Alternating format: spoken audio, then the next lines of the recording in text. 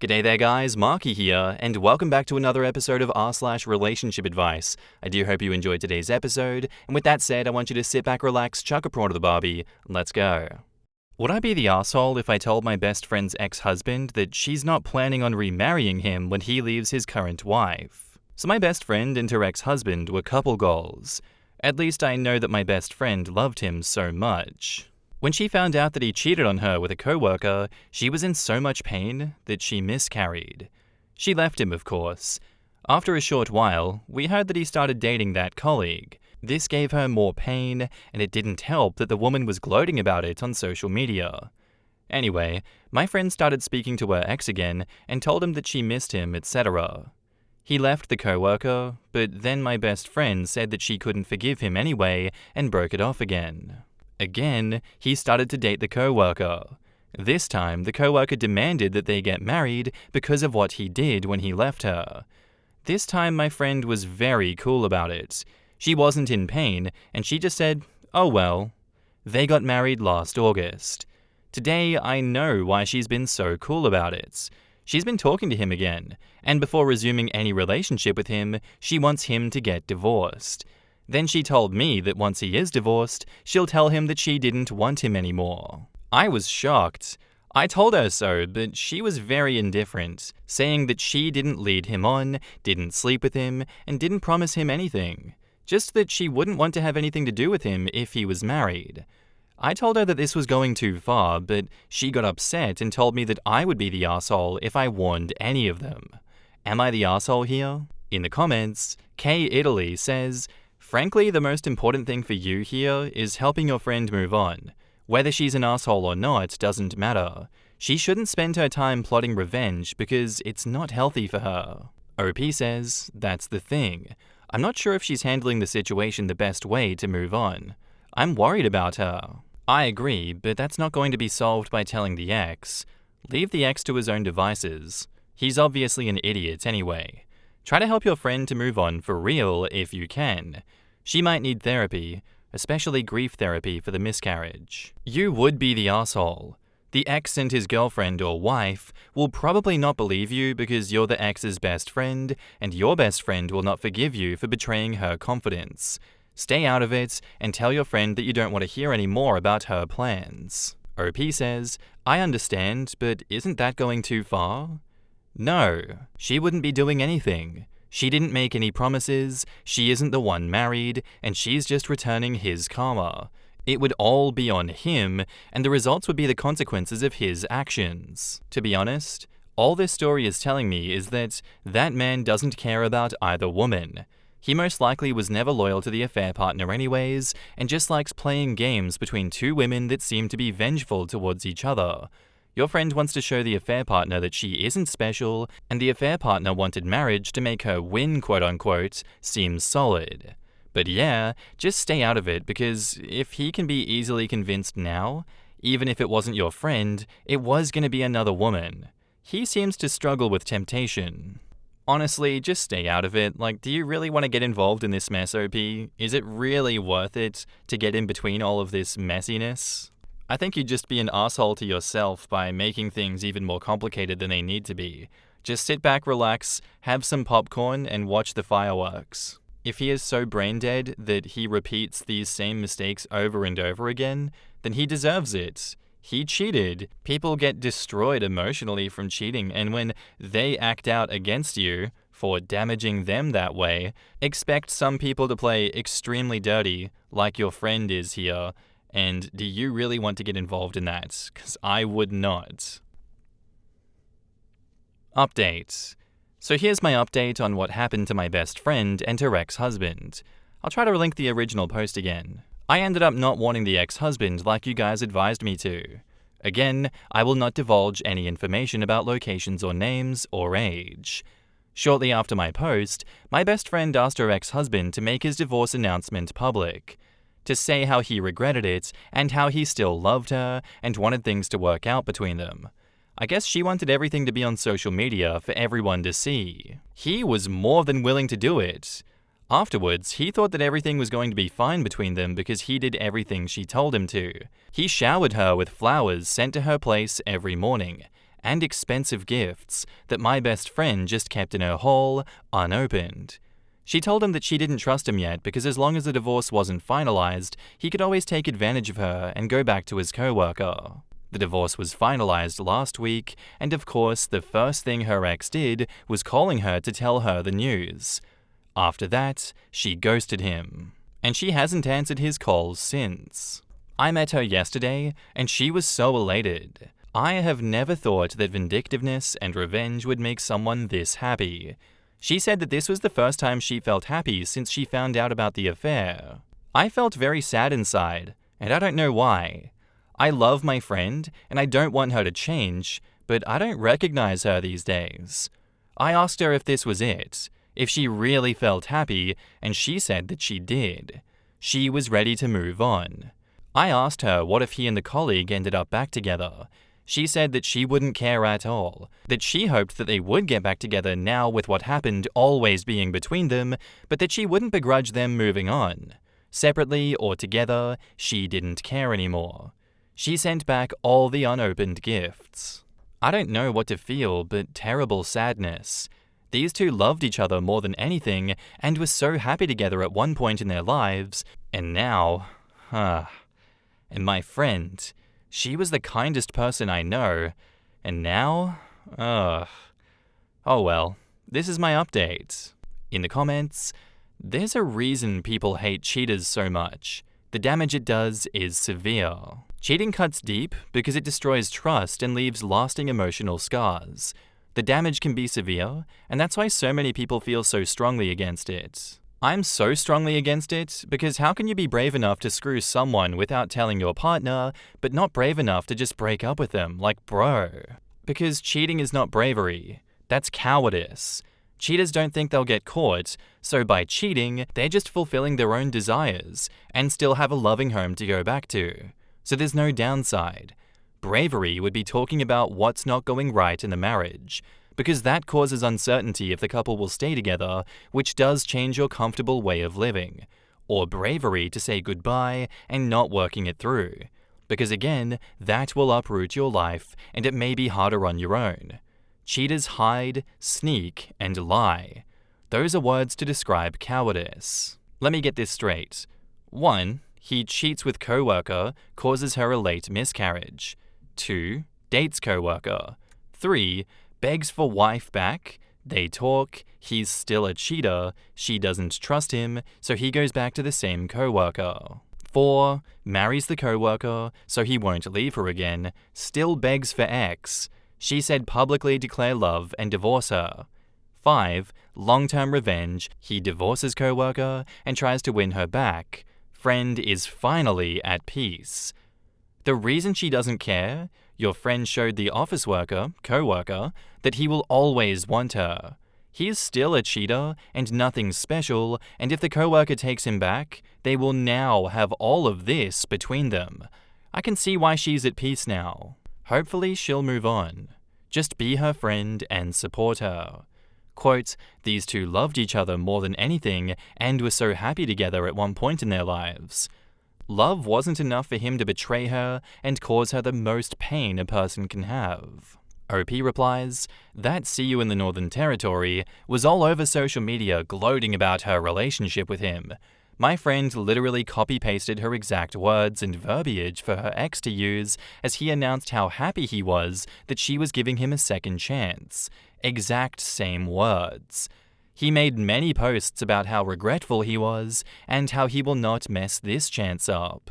Now she's deleted all of her social media, probably out of shame and humiliation. Look, I get where you're coming from, but I think she was in the right. He made vows to your friend and broke them. Her child died, and the whole life she had planned died with it. She showed his new wife just how little his vows meant to him and how little both women mean to him too. Sure, it was entrapment, but it only worked because he's an awful person. If he had stayed loyal to his new wife, then your friend would have had to move on. But he didn't. I get that you're worried about who she is now, but she is still grieving her child, relationship, life, future. Anger is a perfectly healthy phase of grief. There is a good chance that she goes back to being exactly who you thought she was.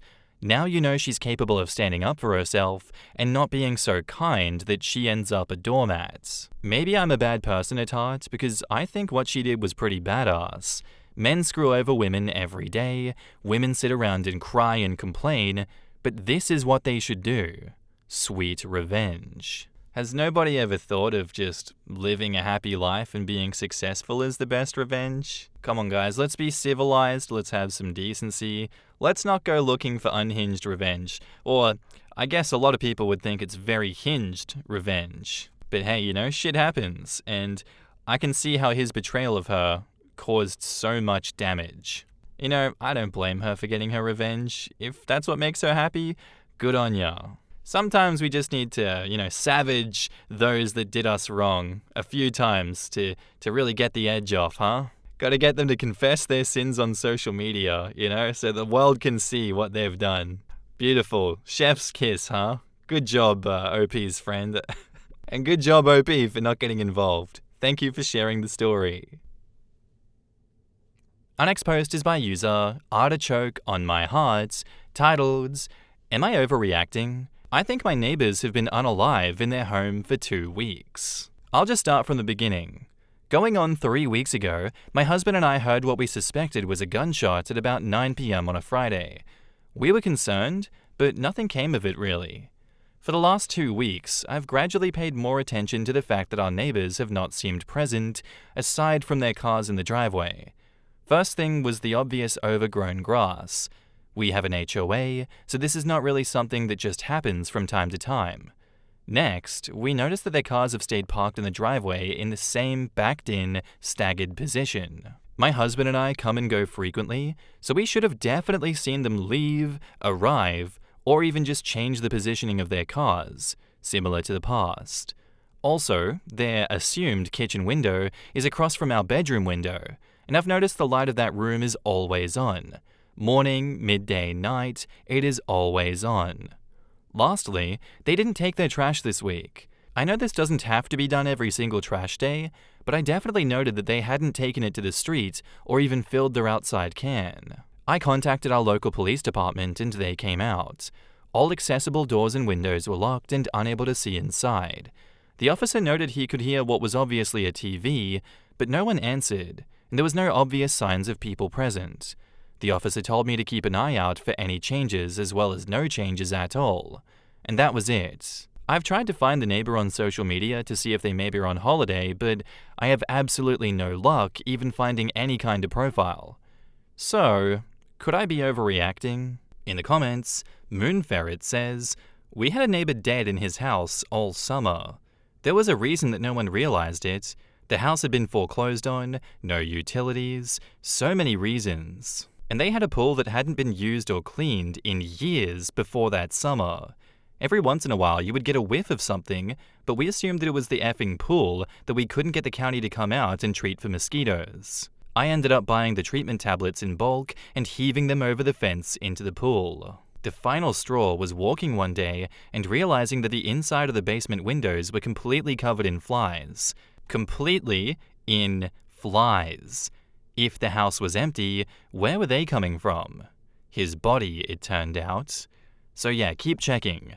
We actually had a guy take himself off after everything was taken away from him. If there were dead people inside a house, there were usually flies. Suddenly everyone is seeing a lot of flies. Damn, where are all these flies coming from? And there should be a smell, especially if it's warmer weather. Something the officer should notice if he got that close.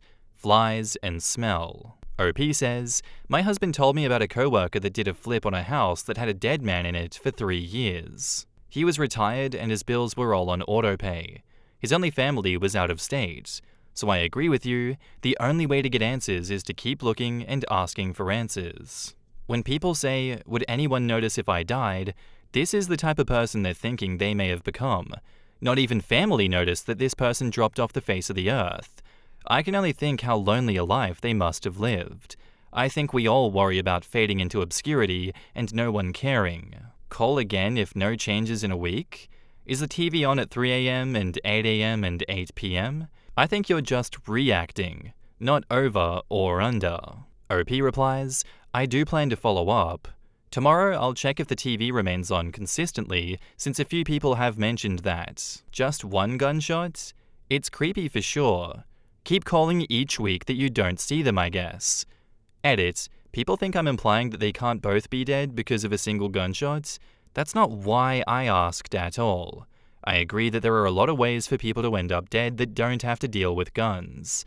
OP replies, "Yep, just one." And then radio silence on our street for the rest of the night. Back up to the post, there's an edit. First, thank you all for your feedback, tips, and additional things to look out for. To clarify a few things, dead, yes. I think my neighbors are dead. Damn, I didn't realize so many people would be ill over seeing unalive. I blame myself for being halfway into social media. Next, when I initially called the non-emergency line, I did mention the supposed gunshots. I also mentioned it again when I spoke to the officer who came out. I specifically asked for a well check when I called. As far as how the police handled it, I'm not sure what I'm supposed to do about that. For clarification, we live in Texas. Gunshots and fireworks and random-ass noises are not unheard of. When no other neighbors seemed to be concerned, I chalked it up to someone trucking around. Aside from that, I posted on our Ring app group and others were saying the possibility of fireworks was significant since they had been happening in the neighborhoods nearby. We did knock on the door, different times throughout the day. No movement, no noises, no changes in lights. I did reach out to who I thought was our HOA, and after hearing the story, she informed me that we're actually under new management and gave me that number with urgency. Their office was closed for the day, so I plan on trying again today. I'll update when there is actual developments. I'm just gonna go out and say that this probably was murder, OP. It sounds like this was murder, and then the other guy just logged out of life as well. To me, that's the most likely situation that's going on here. He was probably cheating on his wife. She probably confronted him about that. There were potentially words exchanged over, "Oh, I like fillet of fish. I don't like fillet of fish. They're disgusting." One thing led to another, and gunshots were exchanged. That's got to be what's happened here. But no, in all seriousness, I think you're doing a good job here. If it does turn out that that is the case, I think the family of those deceased would very much appreciate it that they weren't sitting in the house for too long. I know you may be painted as a nosy neighbor by some people and say, "Oh, you're overreacting, what's wrong with you?" But if it were me, in the neighbor's situation, I'd like to know that someone cared, even enough to be nosy and annoying. Update. I'm sorry to keep you all waiting. I feel like I was in the Twilight Zone, y'all. Turns out, my neighbors were not dead in their house next door. Basically, where I left off, I was going to contact the correct HOA for our community, and I did. The lady that I spoke with was kind of shit for help until she realized she was able to see the owner's name and had access to his email. She promptly emailed him after I expressed all of my concerns. Now, I'm not gonna lie, I really had a moment where I thought maybe the landlord, owner of the house, had killed them. He came over to the house today after I talked to the HOA and wasn't there long. He made sure to turn off the lights and TV. Another 2 days went by and nothing more seemed to change, until, all of a sudden, one of the cars in the driveway was gone. I was so confused. Eventually the car returned, however, still no one would answer the door. I'm thinking the landlord was putting on this facade because he knew someone was watching. Again, Twilight Zone here. Anyways, a few more days go by and an extra car is parked on the road. A woman and children are leaving as I'm arriving home. So I call out to her and ask if she's spoken to the people who live there. She was the woman/neighbor's sister, and turns out the woman that occupies the home was in a horrible accident. She was reluctant to give any details, and honestly, I didn't want to pry. So all I asked was if her partner was okay, to which she responded, he will no longer be living here with her. I thought that to be a bit odd since his car is still there. Jail, maybe? Anyways, the grass still hasn't been cut, and the trash still hasn't been out. I'm not sure the state she's in, so I'm considering offering to help her out, or at least take her a meal. But I'm also feeling insecure about the fact that I feel like an effing idiot. How do I tell her that I'm glad you're not dead when she actually did almost die? This story has given me insanely bad vibes. What the hell? I feel like this guy did shoot her and that he is in jail. Terrible vibes. Terrible sinking feeling in my stomach vibes. In the comments, Teacher Investor says, "Don't feel badly. Obviously something did happen. You just don't know all the details. I find it odd that the police didn't seem to know what it was when they came and did the welfare check that you described in your original post. I mean, if she had a horrible accident and he no longer lives there, it sounds like something the police might know about." OP says, "I thought this too. I live in a city with a huge police department, so maybe things got lost in translation, if that's even possible." OP made the jail idea a part of the story as a spitball idea that occurred while posting the update.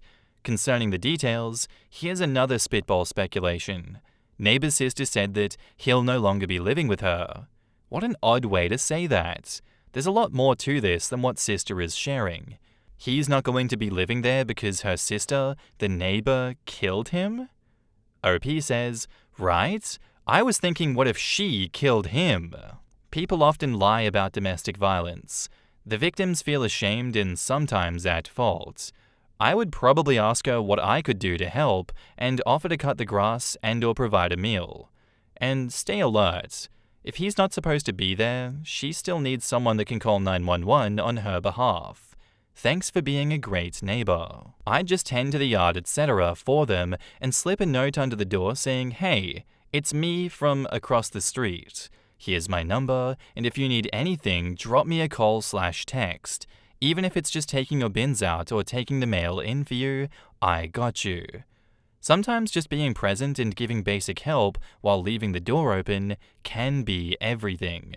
It can give her a house to run to if something happens again with the partner, etc. A tiny little lifeline with a friendly face. And I think that's very, very good advice. I hope that people listening to this, if they recognize similar situations, are able to be that lifeline for other people. I know I was joking around and being very sarcastic in my response to the first part of the story, but oh my god, that choked me hearing this update. I want to know, I want to get to the bottom of this mystery, and I do hope we get another update with this one because what the hell is going on there? As always, thank you for sharing the story with us, OP. And that's where I'm going to end today's episode, guys. I do hope you enjoyed. If you did, let me know what you thought of it in the comments down below, and I'll see you in the next one. Bye.